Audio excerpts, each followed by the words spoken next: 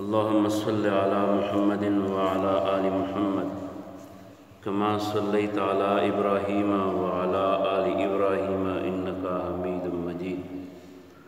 اللهم بارك على محمد وعلى آل محمد كما باركت على إبراهيم وعلى آل إبراهيم إنك حميد مجيد. وعنه وعن أبي هريرة رضي الله تعالى عنه قال قال رسول الله صلى الله عليه وآله وسلم ليس صلاة أثقل على المنافقين من الفجر والعشاء ولو يعلمون ما فيهما لأتوهما ولو حبوا. وعن عثمان قال قال رسول الله صلى الله عليه وسلم من صلى العشاء في جماعة فكأنما قام نصف الليل ومن صلى الصبح في جماعة فكأنما صلى الليل كله. وعن ابن عمر رضي الله تعالى عنه قال قال رسول الله صلى الله عليه وآله وسلم لا يغلبنكم الأعراب على اسم صلاتكم المغرب. قال وتقول الأعراب هي العشاء. وقال لا يغلبنكم الأعراب على اسم صلاتكم العشاء فإنها في كتاب الله العشاء فإنها تعتم بحلاب الإبل. وعن علي أن رسول الله صلى الله عليه وسلم قال يوم الخندق حبسونا عن صلاة الوسطى صلاة العصر ملأ الله بيوتهم وقبورهم نارا. متفق علیہ. دا درې احادیث دی وخت کې ماول وستل. اولنی حدیث کې رسول الله صلی الله علیه وسلم فرمایي چې منافق د نه پیژاند دو نخې دي په دې باندې آسان پیژاندې کیږي چې د ماسختن په منځ کې نو او د سار په منځ کې نو پوه شي چې دا سړی منافق شوی دی. منافق شوی دی یعنی اخلاص ته رخصت شوی دی. منافق اصطلاح چې دا نو دا د کافر او د مسلمان په منځ کې یو اصطلاح ده. کافر هغې ته وایي چې هغه ټول عمري جهنمي دی، الله دې ترې موږ وساتي. او مسلمان مخلص هغه دی چې هغه د توحید د عقیدې قائل دی او عمل صالح دی. او منافق هغې ته وایي چې ګورې ورته نو سم سوچه کافر ښکاري او هلته په خولې کلمه ویلي نو سړی ورته نه مسلمان پوره ویلی شي او نه ورته پوره کافر ویلی شي. نو دا منافق بیا په دوه قسمه دی. یو هغه منافق دی چې هغه د عقیدې نه منافق دی، نو هغه خو د کافرو سره نږدې دی او کافر دی، هسې به ځان مسلمان کوي نور کافر دی. او یو هغه منافق دی چې هغه عمل د منافقانو په شان دی، د عقیدې منافق نه دی، عقیدتاً منافق نه دی، داسې نه ده چې کنه د اسلام سره نه لګي، خو بس ناراسته دی، سپڼ دی یا سپڼ او غرت بیبي دی. نو په دې بنیاد باندې د هغه نه دا احکام شرعیه چې دي نو دا ترې پاتې کېږي. نو دې ته وایي عملي منافق، یعنی عمل د منافقانو په شان دی، عمل د منافقانو په شان دی. نو دلته رسول الله صلی الله علیه وسلم د ماسختن د منځ او د سحر په منځ کې سستی کول، ناظرېدل، ناوخته کول، دا د منافق یوه نښه ذکر کړه.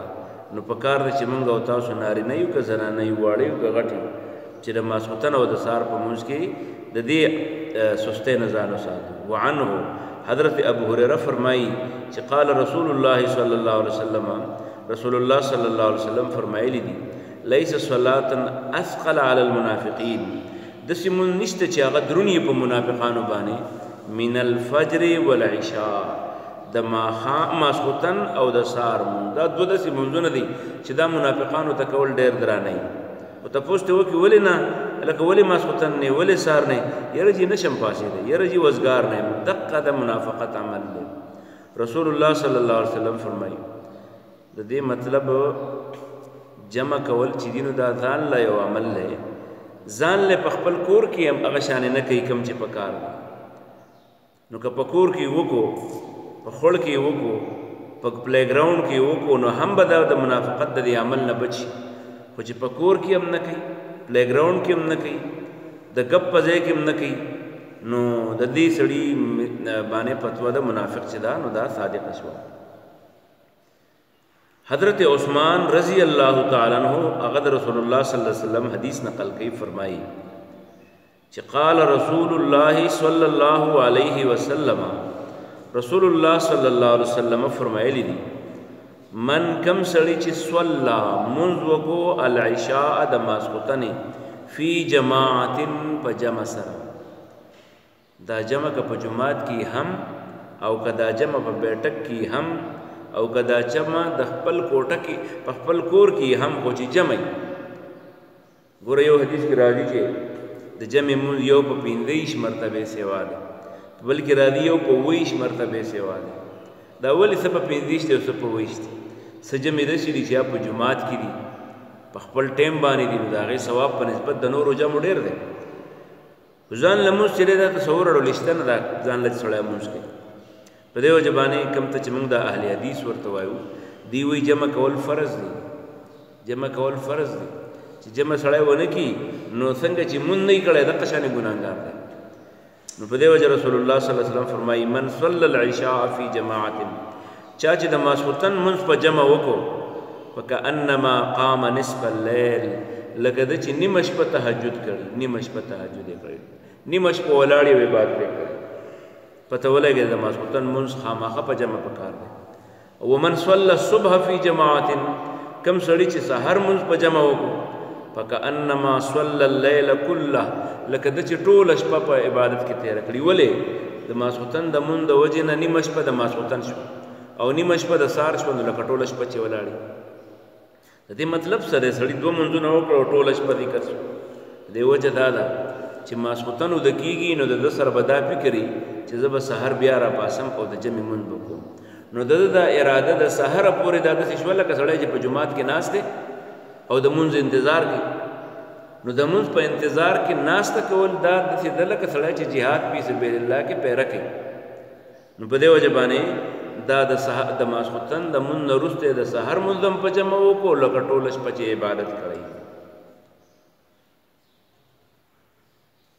حضرت عبدالله ابن عمر رضی الله عنه فرمایي چې الکه ګوره باندچی بیل اصطلاح استعمالی او د شریعت اصطلاحګان ډیر دي زمونږ باندې خلک چې لګ لګ چرته سبق وایي انګریزي اردو عربي څه شی وایي نو دا باج ټکی چې هغه کله ووري لکه د یو ملګری د مشر هغه وی ګوره د مس معنی د ټچ معنی د بس کدون کار دی وګو نو هم بس ټچ وشو نو یو د لغت اصطلاحات دی یو د شریعت اصطلاحات دی دواړو کې لږ معمولی فرق دی لغت کې به یو څه یو معنی خو شریعت کې به دا غي نه مراد بل څه مثلا په سر باندې مس کول دی نو د مس معنی خو د ټچ کول خود رسول الله صلی الله علیه وسلم عمل سو شریعت کې په ټول سر باندې لاس راخ کو دلو نو په دې وجه د شریعت اصطلاح بدل شو نو په باندو کې دا د مغرب اصطلاح باندې استعمال ده د باندچو غیب ماسختن او ماخام یو ټکی وای تاسو کې خیال کړئ په عربي ژبه کې دا د غرمې ډوډۍ ته غدات ورته وي او د ماخام هغه ته عشاء وي نو چې نور پریو دی هغه به دې ته عشاء وای نو ګوره الله تعالی پیغمبرو فرمایل چې د عشاء ماسختن ته وي ګوره اسنه تاسو ماخام ته عشاء ونه وای د باندچو پشان باندچی ماخام ته عشاء وي ولی دغه چې ما سیاره شي او بیا د مونږ چې څه عائشہ وایو په شریعت کې باندې چې دې ته عتمه وایي عتمه مونږ په پښتو کې وایو شو مشپا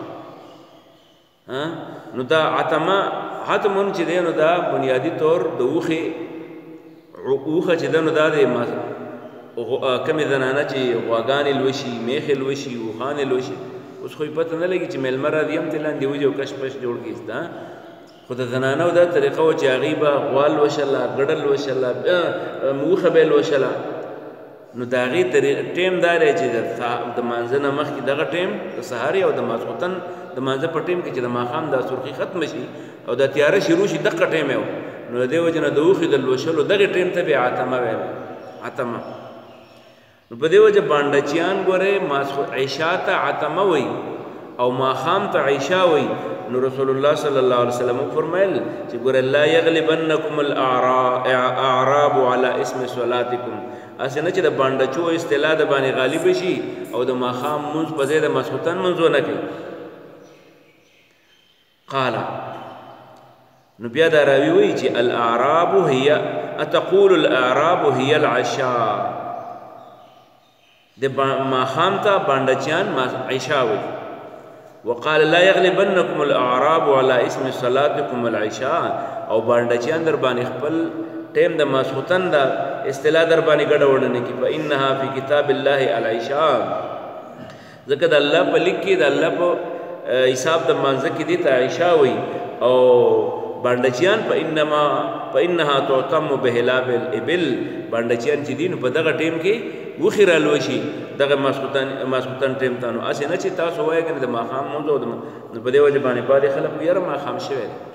دا اصطلاح د موږ په دې علاقو کې مشهوره ده.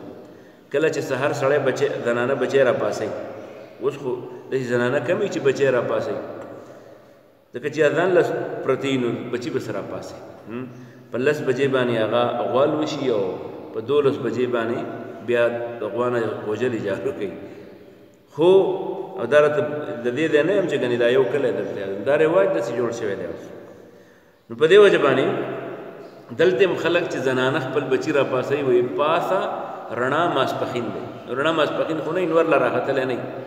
نو هغې دې چې کومې دغه مانګزارې ښځې او هغه ارلی ټو بیډ او ارلی ټو رایز په دې اصولو باندې عمل کوي او هغه د کور کاریګري زنانه نو هغې د رڼا ته رڼا ماسپښین وایي. ولې ورته وایي؟ ځکه چې ناوخته شوی دی، دې ټایم له په کار دی چې سړي د کور کارونه پوره کړي وي او چې مازدیګر شي نو ویل لکه کور ته راځه. ولې کور ته راځه؟ هغه دی وایي څه شی دی؟ شومه شپه ده پسې راغله، شومه شپه.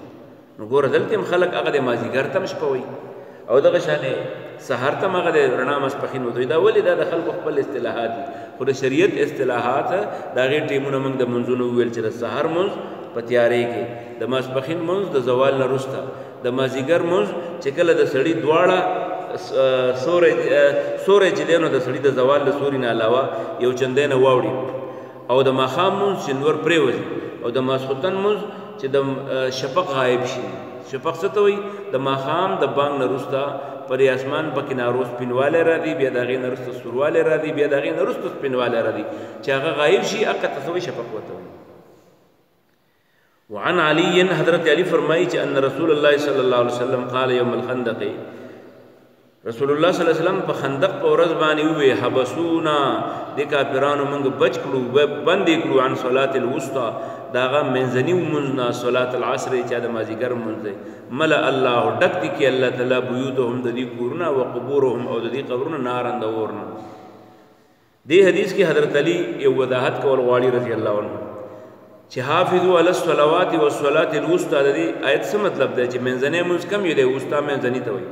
نو چا د وسطی معنا اغسطی را بهترین، نو چې بهترین لمونځ ته والي نو بیا خو هر لمونځ بهترین دی، نو هر لمونځ وسطی دی. او چا د وسطی نه مراد منځنی لمونځ اغستی دی، نو چې منځنی ته والي نو کم یو دی.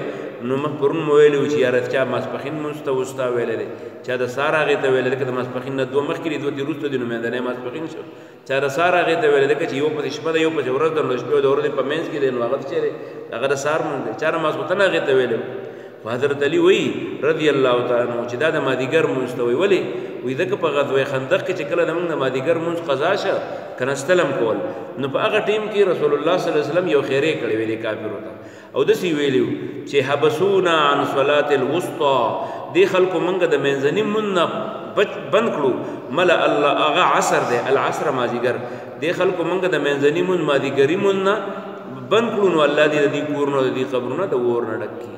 دا دعا یې کړې وه. نو معلومیږي دا چې د وسطی لمونځ چې کوم دی د مازدیګر لمونځ دی، او د مازدیګر لمونځ رسول الله صلی الله علیه وسلم ته الله تعالی حکم کوي چې حافظوا علی الصلوات والصلاه الوسطی، د منځني لمونځ ډېر خیال ساتئ. نو د منځني لمونځ نه مراد د حضرت علی د وینا مطابق څه شو؟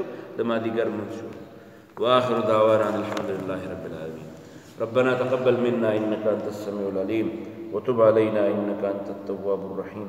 ربنا اغفر لنا ولإخواننا الذين سبقونا بالإيمان ربنا لا تجعلنا فتنة للقوم الظالمين ونجنا برحمتك من القوم الكافرين.